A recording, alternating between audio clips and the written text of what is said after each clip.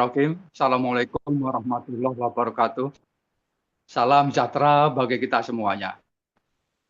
Selamat bergabung para peserta Latberfir BEP KBI sesi pagi ke 2111 edisi KBI Provinsi 2000. Gabungan tanggal Kamis 4 Juni 2026. Sebelum kita mulai, kita bacakan susunan acara terlebih dahulu. Pertama doa, kedua data tertib, ketiga Mars BEP, keempat daftar pemandu, kelima video almarhum Hari Jawari Angga, keenam Latber ONOG BEP 30 seri. Dan selanjutnya doa bincang dari Hadir dari ya. LKR yang akan dibawakan bincang-bincang ilmiah BEP dari LKR yang akan dibawakan oleh Bapak Dr. Khairil Anwar dengan tema mengoptimalkan metabolisme melalui olah nafas. Dan kami Silakan sekali Pak. lagi mohon maaf izin mundur dulu, nanti dilanjutkan oleh Bu Saini. Terima kasih. Wassalamualaikum warahmatullahi wabarakatuh. Waalaikumsalam. Terima kasih Pak Heri dan Bu Seni, Bapak-bapak, Ibu-ibu, peserta Lakir BP KBI pagi hari ini.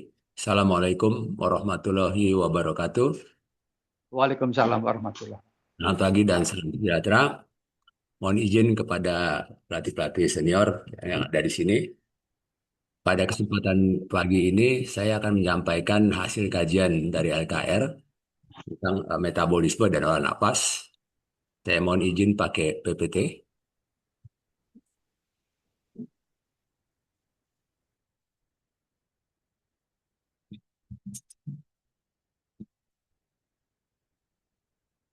Sudah tampak ya.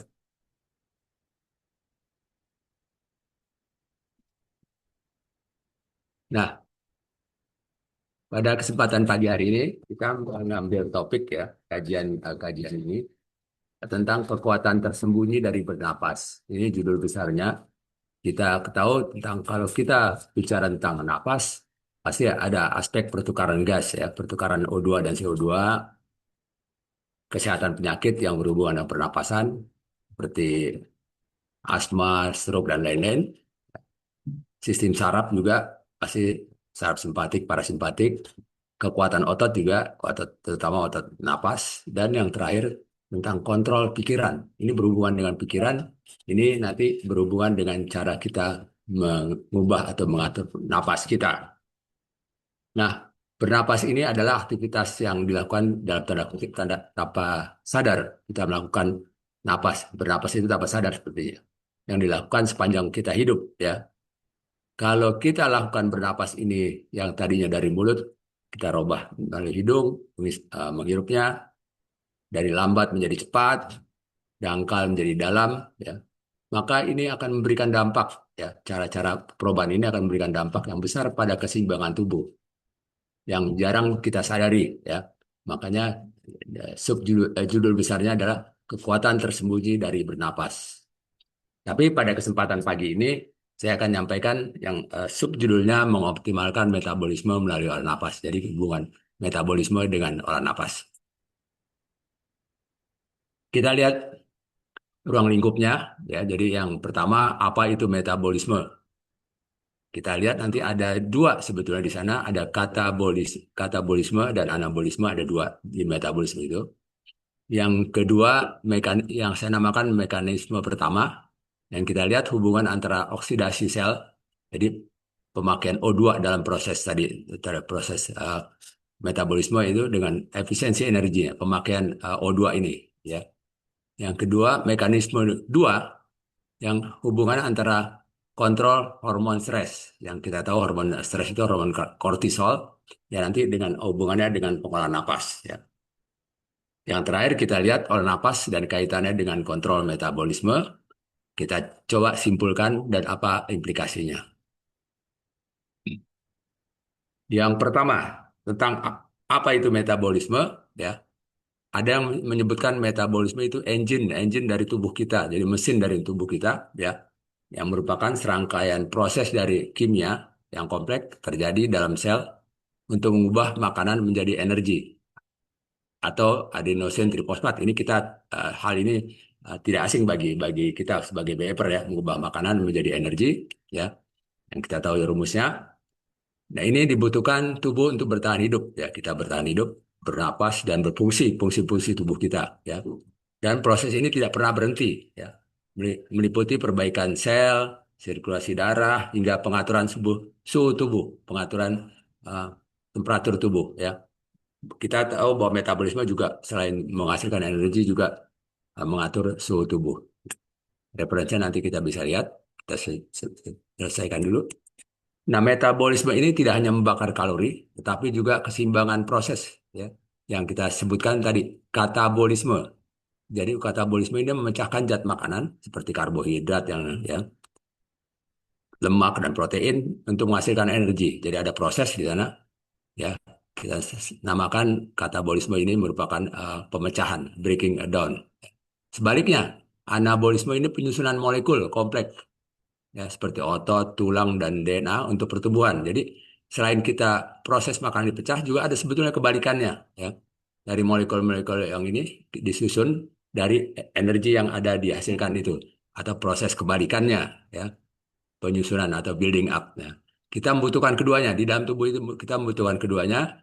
Kita secara konstan dan merubah kedua hal tersebut berdasarkan dengan latihan, olahraga, gerak, makan, tidur, stres dan lainnya. Jadi kita ada semua yang berhubungan dengan pemecahan dan penyusunan kembali. Nah, saya mau ambil sedikit tentang analogi metabolisme ini dengan oksigen. Kalau metabolisme ini kita katakan sebagai apinya, oksigen sebagai kipasnya atau blowernya, ya. Dalam proses metabolisme tubuh adalah reaksi di dalam tubuh ya, ada reaksi kimia yang mengubah bahan bakar menjadi energi panas. Ya. Jadi kita dari makanan seperti karbohidrat kita ubah jadi glukosa dan jadi energi. Itu energi ada energi panas dan ada tenaga ya agar organ tubuh tetap bekerja. Sementara ini oksigennya ini bertindak sebagai katalis. Semakin kuat kipasnya, semakin banyak CO2 yang masuk ya. Ini berhubungan dengan pengaturan napas, semakin besar dan efisien api yang membakar bahan bakar atau kayu tersebut. Ya. Kita bisa lihat gambar bagannya, mohon maaf terlalu kecil ya. Di sini kipasnya blower O2 ini yang masuk. Di sini bahan bakarnya ya dari makanan ya, dari karbohidrat, dari lemak, dari protein ya. Di sini tempat pembakarannya, metabolisme pembakarannya ya. Yang kita hasilkan net energi ini ATP dan yang gas buangan lainnya seperti CO2 dan sebagainya, H2O dan CO2. Nah, di sini ya, di sini pembuangannya. Nah, jika oksigen ini tidak cukup ya, sehingga uh, bahan-bahannya kita anggap sebagai kayu tidak terbakar semuanya ya. Atau kalau kayunya terlalu banyak ya, jadi atau kalau bahan bakunya ini fuelnya ini terlalu banyak dengan sedangkan O2-nya kurang, maka tidak semuanya bahan itu akan dibakar seperti lemak akan disimpan dalam tubuh ya. Kita lihat lagi yang berikutnya. Yang pertama tadi mekanisme tentang oksidasi sel dan efisiensi energi ya. Oksidasi sel adalah proses pembakaran nutrisi, ya, misalnya glukosa, menggunakan oksigen untuk menghasilkan energi kimia berupa ATP tadi sudah saya sebutkan, yang tujuannya mengubah makanan menjadi bahan bakar sel. Ya. Nanti kita lihat lokasinya terjadi di mitokondria. Kita tahu mitokondria atau bagian dalam sel yang merupakan pembangkit listrik dari sel tersebut. Ya. Hasil akhirnya berupa ATP, ya. Energi. CO2 dibuang lewat napas dan O2 dibuang lewat uap air ya atau air seni. Ya. Nah, efisiensi energi yang terjadi di sana sekitar 40% energi itu menjadi ATP ya. Jadi bahan makanan yang kita robah itu 40% menjadi ATP, 60% menjadi panas tubuh. Ini yang jarang dibahas, panas tubuh ya. Bahwa kita perlu panas ya. Sel bekerja secara bertahap ya agar energi yang terbuang percuma tidak sebagai ledakan panas. Jadi ada mekanisme di dalam itu dia bekerjanya secara bertahap, tidak sekaligus. Kalau sekaligus panasnya melonjak dan bisa turun naik. Ya. Semua molekul glukosa yang tadi dihasilkan, yang diolah tadi menghasilkan 36 sampai 38 ATP, ya, satuan dari energi itu ya kalau dia merupakan aerobik, jadi pembakaran yang bagus. Jadi secara ringkas, oksidasi adalah sel yang memanen energi secara hemat dan terkendali sehingga punya tenaga sekaligus tetap hangat ya. Kita punya tenaga sekaligus ya tetap hangat. Jadi memanen energi secara hemat dan terkendali. Kita bandingkan kalau olah napas dangkal, napas dada dan napas diafragma, kita coba bandingkan efisiensi energinya ya. Biasanya napas dangkal hanya mengisi bagian atas paru-paru ya, karena napasnya ada sebagian saja. Darah kurang oksigen segar sehingga harus bekerja secara kondisi hipoksia. Kita kenal kurang oksigen. Jadi pengolahannya anaerobik ya. Jadi dalam kondisi ini sel beralih ke mode atau darurat yang anaerobik yang tidak membakar lemak ya, yang membakar glukosa saja, melainkan membakar gula ya, gula atau glukosa secara tidak efisien sehingga banyak menghasilkan asam laktat. Penyebab kita pegal-pegal dan lelah ya. Sehingga kalau kita hanya seperti biasa ini, napas dangkal, kadang-kadang kita lelah dan karena adanya asam laktat. Yang kalau napas dalam, diafragma, ya efisiensi tinggi kita katakan, mengaktifkan pertukaran gas di bagian bawah paru-paru. Jadi karena ini ada dorongan penarikan napas yang panjang, ya, akan di mana bagian bawah paru-paru ini kaya akan pembuluh darah, ya. Sehingga sel mendapatkan oksigen yang melimpah, sehingga mitokondria tadi yang dalam sel melakukan oksidasi lemak secara penuh, ya. Jadi bukan hanya glukosa, juga setelah glukosa selesai, lemak juga diolah. Nah, di sini ada efek yang dinamakan efek vakum, ya, di mana tarik napas yang panjang ini menyebabkan adanya aliran udara dari dada ke paru-paru yang besar, ya. Napas diafragma ini nanti akan membantu sistem limpatik getah bening membuang racun juga, ya, akan membuang racun dan memfasilitasi pengangkutan gas keluar dari sel lebih cepat. Jadi dengan adanya napas diafragma ini pembuangan sel akan lebih cepat. Jadi lebih efisien kita katakan napas dangkal daripada napas diafragma. Ya. Kita bisa lihat efisiensinya di situ. Nah, sekarang kita lihat mekanisme yang kedua, kontrol hormon stres yang kita kenal dengan kortisol. Kortisol kalau tinggi sama juga dengan tubuh mode hemat energi. Tubuh merubah mode hemat energi, jadi menyimpan lemak di perut. Ya, kalau hormon stres tinggi, maka lemak tidak akan diolah. Ya. Olah napas dengan olah napas yang mengaktifkan saraf vagus atau saraf parasimpatik atau kita kenal saraf vagus itu saraf kranial 10 dari 12 saraf yang ada di otak kita ke tubuh. Itu ada saraf yang ke-10 ya. Nah, ini akan menurunkan stres sehingga meningkatkan kemampuan tubuh membakar lemak secara alami. Kalau kita melakukan olah napas, maka pembakaran lemak ini lebih cepat ya. Kita katakan olah napas ini adalah rem darurat ya, alami tubuh untuk menghentikan produksi hormon stres. Jadi bisa olah napas ini menghentikan hormon stres atau hormon kortisol dan hubungan keduanya terjadi melalui saraf vagus tadi, saraf yang ke-10 tadi, yaitu jalur komunikasinya dari otak ke jantung dan paru-paru. Dan saraf vagus ini ada yang mengatur fungsi dari jantung dan paru-paru dan pencernaan. Ya. Referensinya ada di sana.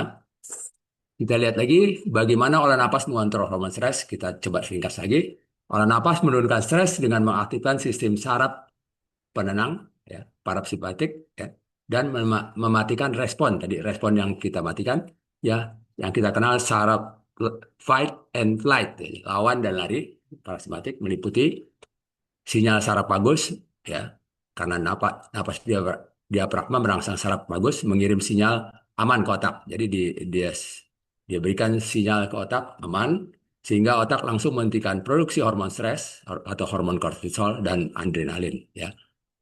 Nah, dengan kita lihat efek fisiknya itu detak jantung menjadi melambat menurun, tekanan darah turun, otot tegang menjadi rileks. Ya. Nah, kita sudah biasanya sama banyak sedikit sorry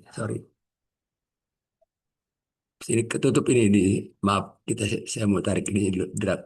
Nah, di sini mengapa ini efektif ya, napas ini efektif mengontrol hormon stres ya, karena kita tahu napas hembusan napas yang lebih panjang, biasanya napas kita napas segitiga ini yang katakanlah 8 detik, 6 sampai 8 detik dibandingkan tarik napasnya yang cuma 2 sampai 4 detik. Ya.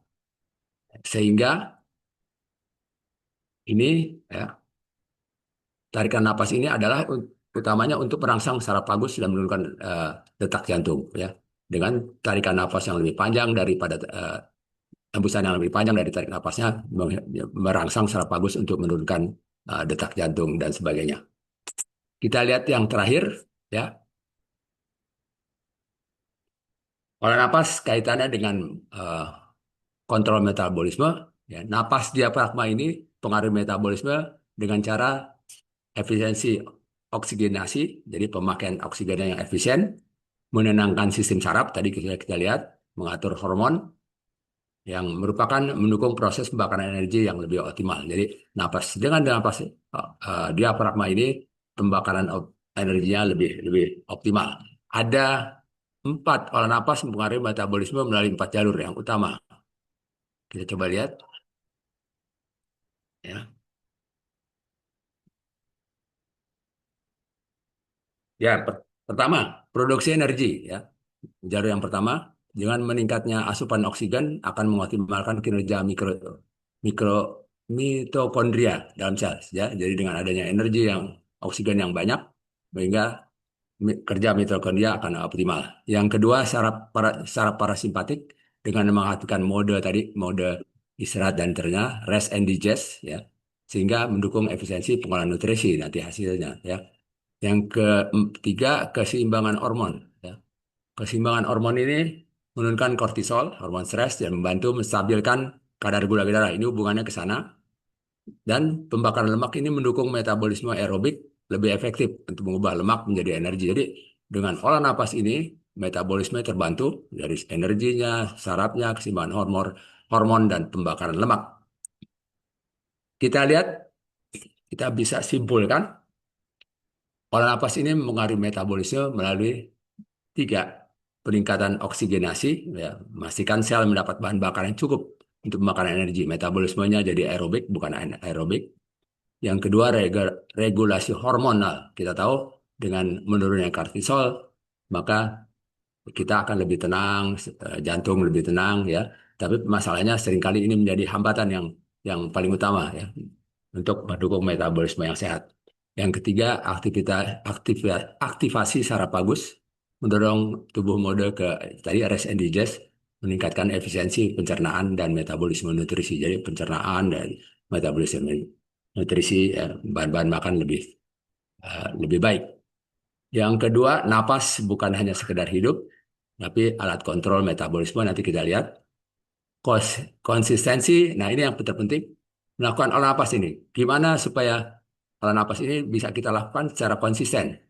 Tentunya BEP ini kita lihat BEP ya, olah napas dan tentunya sekaligus olah gerak yang kita lakukan harus juga dengan konsisten.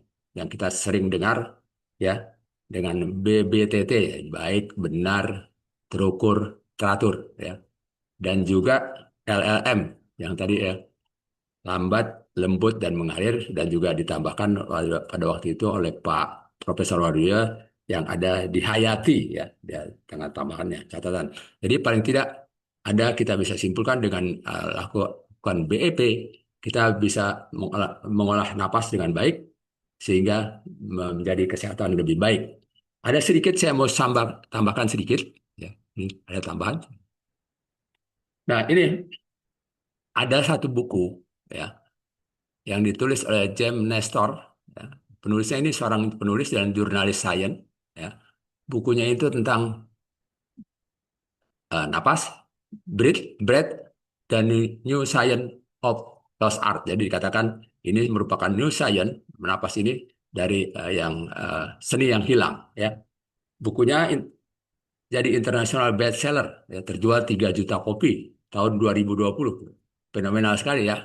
Nah, tapi saya lihat dari beberapa resensi ya, buku ini membuka mata tentang kekuatan tersembunyi dari bernapas. Yang tadi judul kita utama ya, hiding kalau bahasa Inggrisnya apa ya?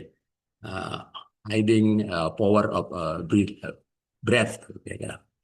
Dan juga bahwa kesehatan, ketenangan, sehat, tenang, dan energi hidup tergantung pada cara bagaimana kita bernapas.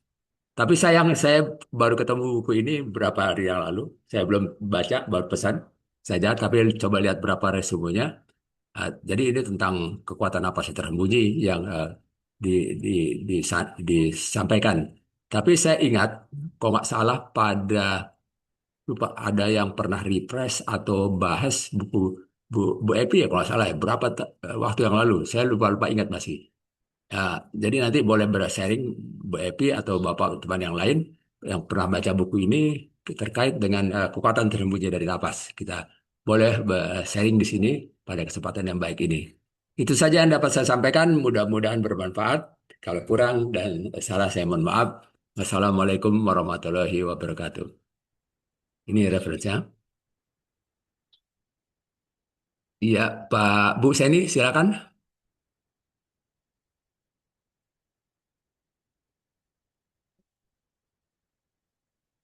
Pak ini udah enggak ada ya Pak Bu.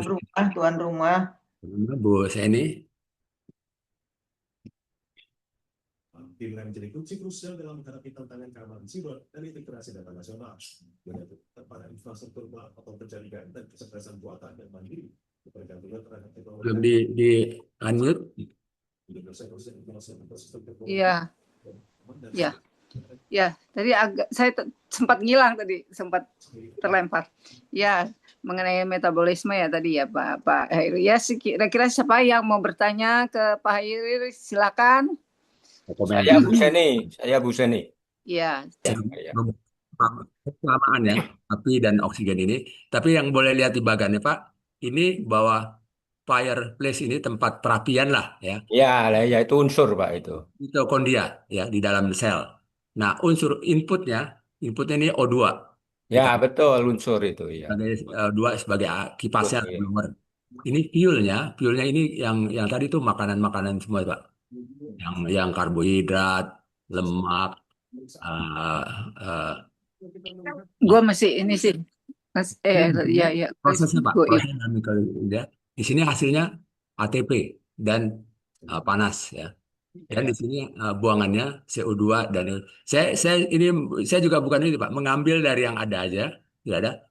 Fireplace ini bukan sebetulnya bukan api, tempat perapian lah. Tempat perapian di sini masuk dalam tubuhnya, dalam sel sebetulnya. Dan inputnya ini CO2 dan tadi ini karbohidrat. Memang saya terlalu kecil ininya. Inputnya ini ya bisa glukosa dan fat dan lemak ya juga protein tentunya ya. Dan ini tempat prosesnya keluarnya dalam net energy ya yang kita tahu biasanya dengan ATP tapi bahwa di sini juga ada unsur panas yang diperlukan tubuh kita. Yang kedua ini exhaust ini buangannya CO2 dan air H2O.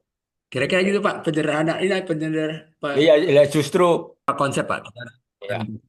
Konsep di sini fireplace ini di mitokondria. Bukan ini ya judulnya itu Pak. Oh, iya. Metabolisme adalah seluruh proses Pak. Ya proses pembakaran mengubah itu sehingga oksigen itu adalah Tentang itu. Ya Pak, saya boleh nambahin Pak. Belum selesai ya Pak sekarang. Maaf, mohon maaf. Saya sendiri juga Belum seorang selesai. bukan bertanya. Ya, Pak. Maksudnya Pak Haryoto. Silakan. Maksudnya Pak Haryoto. Jadi di dalam proses kimia Pak, mungkin maksudnya Pak Haryoto. Iya, jadi betul ya udah. Iya. Gitu. Saya juga tergelitik karena saya juga seorang teknik kimia. Mohon maaf Pak Hairi. Saya nambahin aja. Ada beberapa konsep tentang ini. Ya kita bisa ini hanya analogi aja coba ya. Mungkin bisa berapa konsep di sana. Yang penting bahwa Ya, maksud saya di sini maksudnya oksigen ini sebagai bahan Itu bakarnya, utama. Pak. Ya, betul. Bahan bakarnya. Jadi seperti misalnya ada energi lain ya, misalnya kayak bahan minyak bumi gitu kan, bensin sebagai itu bahan bakarnya. Jadi pembakarnya itu. Terus kemudian misalnya kayak hidrogen itu juga begitu, Pak. Jadi hidrogen ditambah oksigen, memang ditambah oksigen akan menjadi tenaga, Karbon, sebagainya. ya apa namanya, tenaga alternatif, energi alternatif plus H2O plus CO2 gitu. Kimia Terima organik. kasih. Bu Seni, Lempar, Bu Seni, silakan Pak Khairil. ini mental ya? Ya, silakan kalau ada. Oh, Tadi Bapak itu. Ibu, barangkali masih ada yang mau ditanyakan lagi? Saya kira udah nggak ada, ini udah untuk kegiatan yang lain. Udah hampir jam 9. Juga Bapak Ibu semua yang telah mengikuti acara pagi ini. Mari kita tutup dengan hitung mundur. 5, 4, 3, 2, 1. Assalamualaikum. Assalamualaikum. Terima kasih.